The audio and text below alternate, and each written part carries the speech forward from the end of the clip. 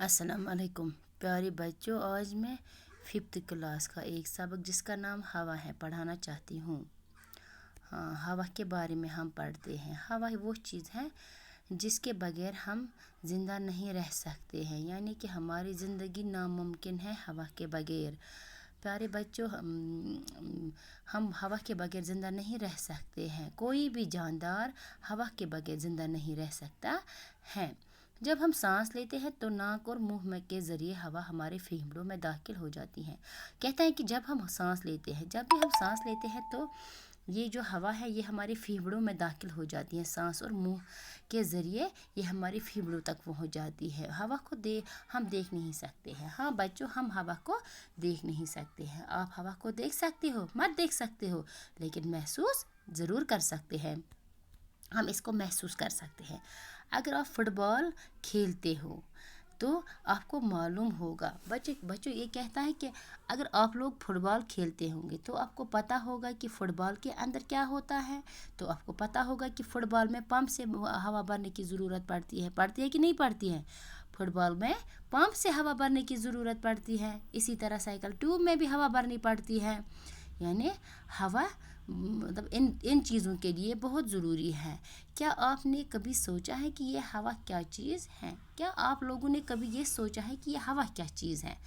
ये किस तरह बनता है, क्या होता है, किन चीज़ों से बनता है? हवा कई अज्जा का आमेज़ा है। यानी हवा कई अज्जा का मतलब जुज़, यानी कई सारी चीज़ों का ये आमेज़ा होता है, मिक्सचर होता है, यानी गैसों का।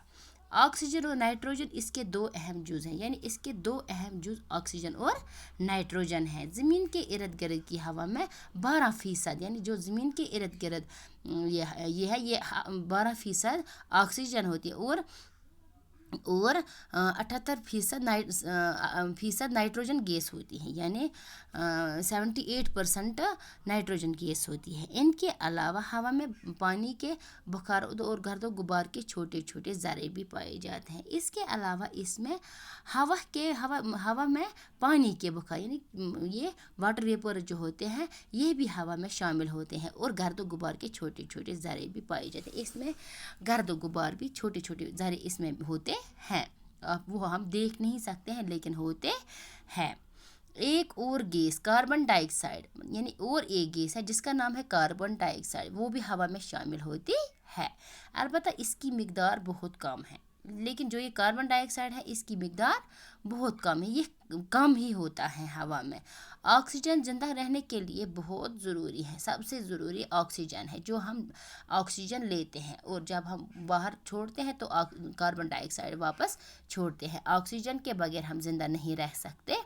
सांस लेते वक्त ये गैस फेफड़ों में पहुंचकर खून में जज़ब हो जाती है। जब हम सांस लेते हैं कहते हैं तो ये गैस जो है ये फेफड़ों में पहुंचती है और हमारे खून में जज़ब हो जाती है और खून की गर्दिश से ये ऑक्सीजन हमारे जिस्म के हर हिस्से तक पहुंच जाती है। यानी खून के ज़रिए ये जो ऑक्सीजन होते हैं खून के ज़रिए ये ग़िज़ा को बदन का जूस बनाती हैं। ये ग़िज़ा को हमारे बदन का जूस बनाती हैं, यानी फूड को ये हमारे बदन का ग़िज़ा बनाती हैं। ये हमारे जिस्म में गर्मी पैदा करती हैं और ये क्या करती हैं, ये हमारे जिस्म में गर्मी पैदा करती है। हाँ, हमारे जिस्म में रोज़ाना तकरीबन 1